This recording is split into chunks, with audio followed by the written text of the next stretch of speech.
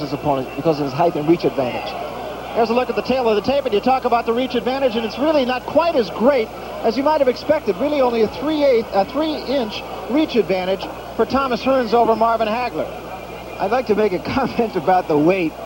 When Tommy Hearns fought Ray Leonard, he weighed less than Ray Leonard, trying to prove he was a real welterweight. Now he weighs more than Hagler, trying to prove he's a real middleweight.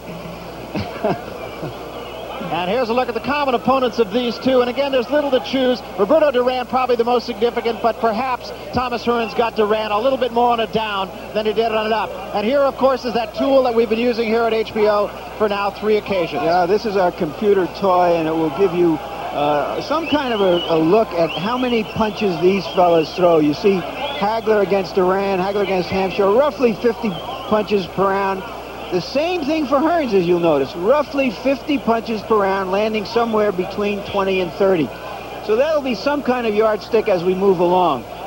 And the rules for tonight's fight, and they are as most championship fights, the 10-point must system. 3 knockdown rule, of course, is waived. So too the standing 8 count. There will be no standing 8 count. You can only be saved by the bell in the final round. 3 judges, of course, scoring the fight. That has been a bone of contention, incidentally, with Marvin Hagler. But right now, what's left really is to get on with it. So let's go up to the ring announcer, Chuck Hull, for all the pre-fight festivities. Ladies and gentlemen, the officials assigned by the Nevada State Athletic Commission for the next event of the evening. The judges are Dick Young of Los Angeles, California, Herb Santos of Reno, Nevada, and Harry Gibbs of England. The timekeeper is Charlie Roth. Counting at the knockdowns, Jane Broadfoot. The attending physicians at ringside, Doctors Donald Romeo, Flip Omansky, and Charles Filippini. Your referee for the next event of the evening is Mr. Richard Steele. This is the main event of the night. 12 rounds of boxing for the undisputed middleweight championship of the world.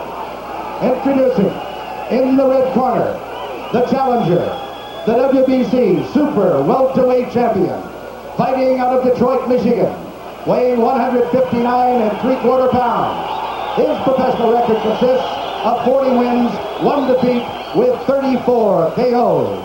Ladies and gentlemen, here is Thomas the Hitman Hearns.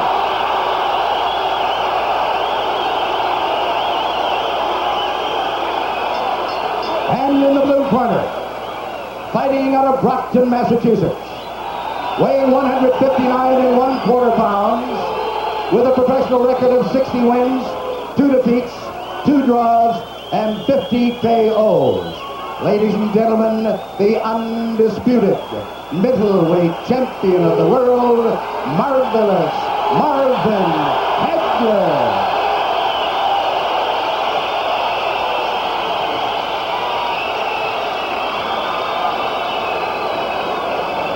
All right, Pat, Goody, let's go. Okay, I gave both fighters their instructions in the dressing room. I'm just cautioning you now. Obey my command at all times. Shake hands, good luck to both of you. As Ray said, Tommy Hearns usually likes to establish dominance early in the fight. I expect for that reason that Marvin Hagler will look to come on and counterpunch, at least in this first and perhaps through the first several rounds, looking for an opening if Hearns opens himself up. The early rounds could really dictate how this fight will go. The first round is the key round. We're underway. And the pace is up-tempo right at the opening bell. Hagler being the aggressive. Hearns working that jab. He has a very quick jab. There's no denying it. And he caught Hagler with 2 good jabs and a right hand that might have hurt Hagler. Tremendous pace in the first round. I expect this, Barry. Both guys are going at it. Hearns getting the better of it right now. No nonsense at all here. And a left hand by Hagler. What a pace.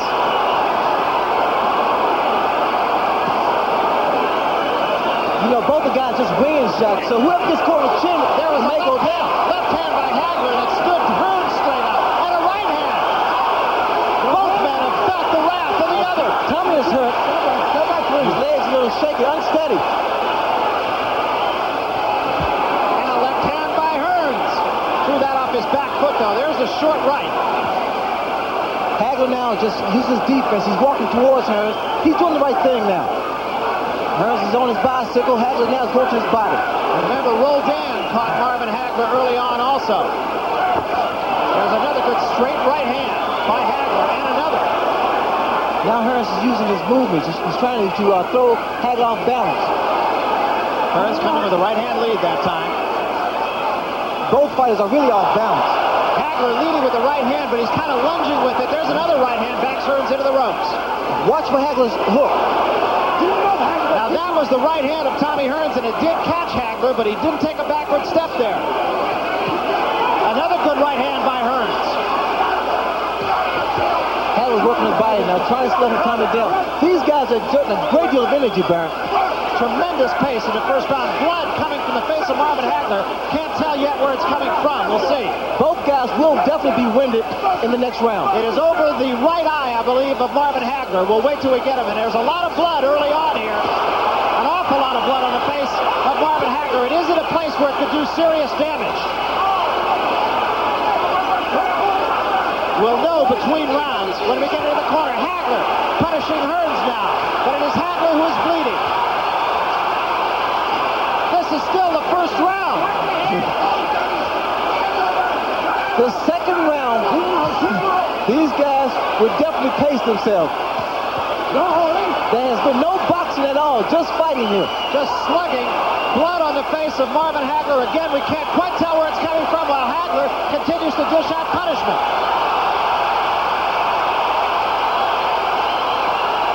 And now Hearns bounces right back. This may be the most brutal, even round you've ever seen in boxing.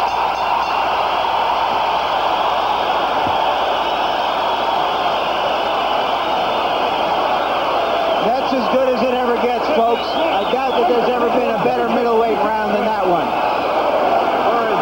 The question is now the cut over Marvin Hagler's eye. It looks to be higher on his brow.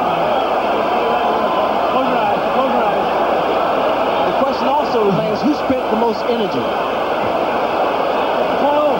In my judgment, Ray, the surprise of that round was the fact that Marvin hit Hearns some excellent shots and didn't shake him. There's always been a question since your fight with Hearns whether he could take these kinds of punches. Marvin has decided to try to assert his strength as a natural middleweight over Hearns, and at least in that round, he didn't. Well, now Tommy Hearns has a target. Hold it. And the key man in this fight can now be the corner. Hagler comes out with a quick right hand. It is not a pace that can go on for 12 rounds. There's no question about that. Regardless of how well conditioned these two are. That's a fight. You know, the first round, these guys did not use their boxing skills. They just went in there and just unleashed all kinds of punches. They were off balance. This time Hearns, second round, Hearns is pretty much using his skill. He's boxing. I believe, as Larry Merchant said, that both men have taken the best shot of the other. That was on the top of the head. That's the punch I'm looking for to Hagler pretty much landing on Tommy. The hook. Because Tommy has a tendency to lean back. And Hagler comes with that looping right hook. There's a swelling under the eye of Marvin Hagler as well, and also a little bit of blood under as well as over it. There's a left hand by Hagler, backs Hearns up. Again, Tommy is more so the one-punch knockout, whereas Marvin is an accumulation of punches. There's another straight right hand. That one also hurt Thomas Hearns. Hearns backs up, gets his breath, and comes right back. Hagler has been effective with the right-hand lead. I like Marvin's tactic so far. He's walking his man down, keeping those hands high.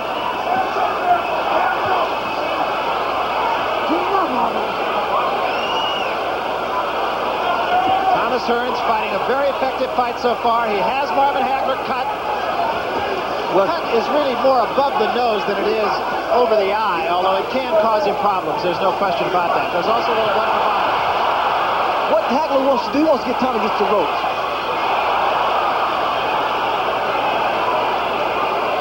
I don't like when Tommy's moving.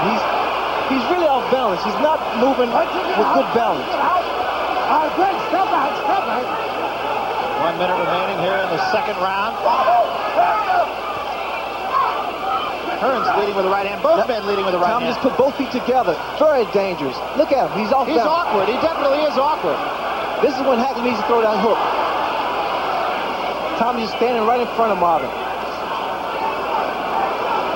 Hearns said he had to keep that foot outside of Hagler to be effective with the jab.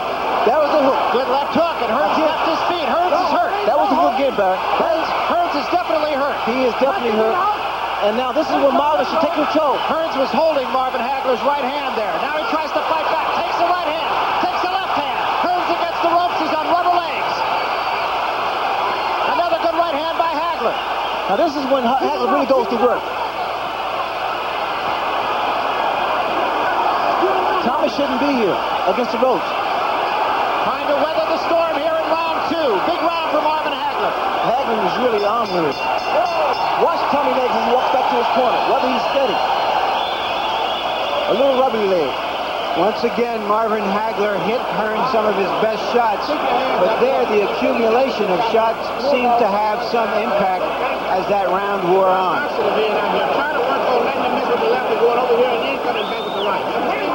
You got to put a band.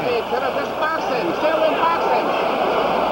Boxing. Let's get your second win and relax like nothing in the Cole Jones. Let's think careful. This boxing, when you get through with your shot, move off to one side or the other. You're getting hit on tail end punches. You understand?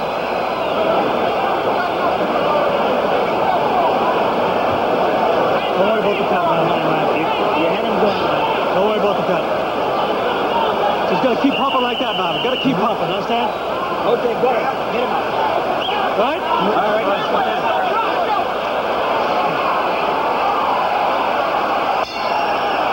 Well, there's no question the two most prevalent words on the lips of the 15,000 here at Caesar's Palace have got to be great fight so far. This entire crowd here, as a matter of fact, collectively is on its feet as we start the third round. Richard Steele says, don't push. What has happened, Marvin has turned this fight into a street fight. He's not really boxing, he's just pretty much using his own strength.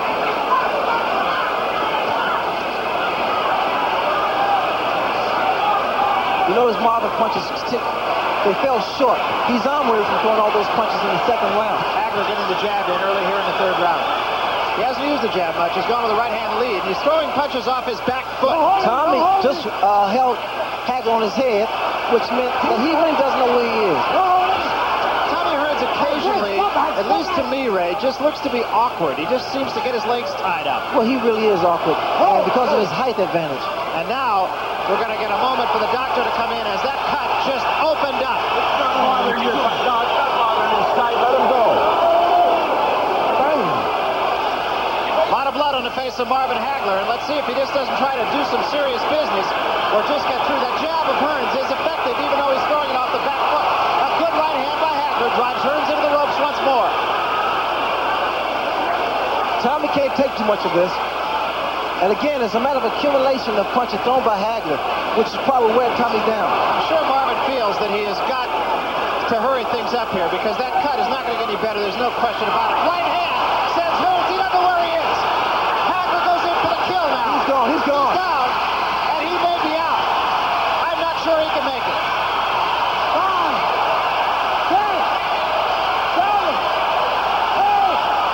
9, and he's up. He's up at 9. He doesn't know where he is. It's over. This one is history. Marvin Hagler, a tremendous victory. And there will be no doubters in this one. I said it, I felt something, it was a gut feeling bad that it wouldn't go past 3 rounds. Or 5 rounds. And the cuts seem to have no effect.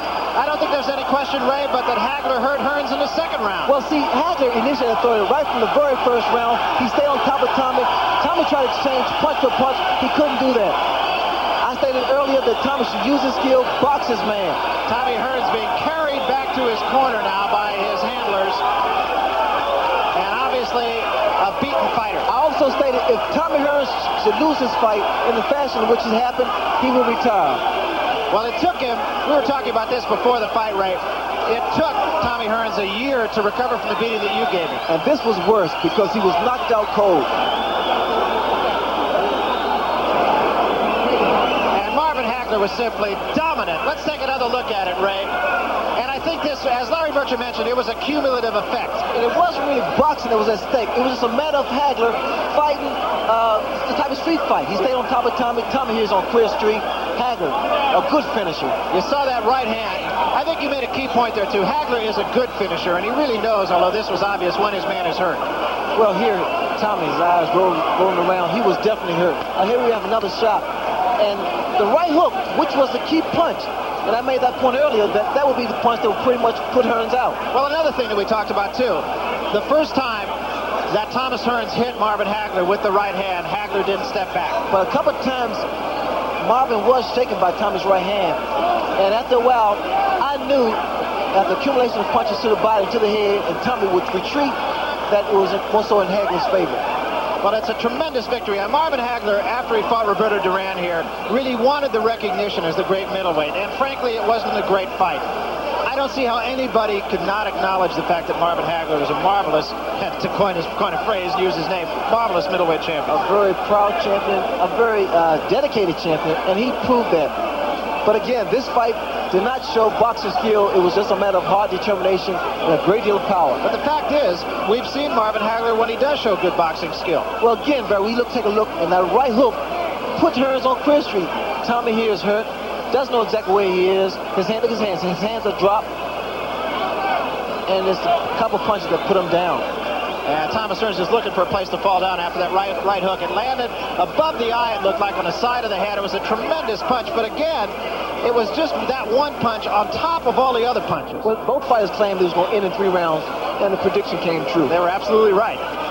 Right now, let's go up to the ring announcer. Chuck Hull will get the official decision.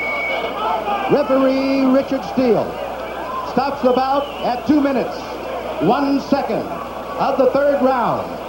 The winner by a TKO and still undisputed middleweight champion of the world, Marvellous Marvin Hagler.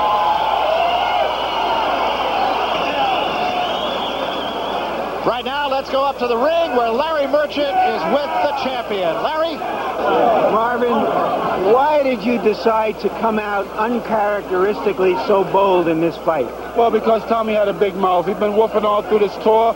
How much you gonna put me away in 3 rounds? I said, let me tell you, you're gonna get it in 3 rounds.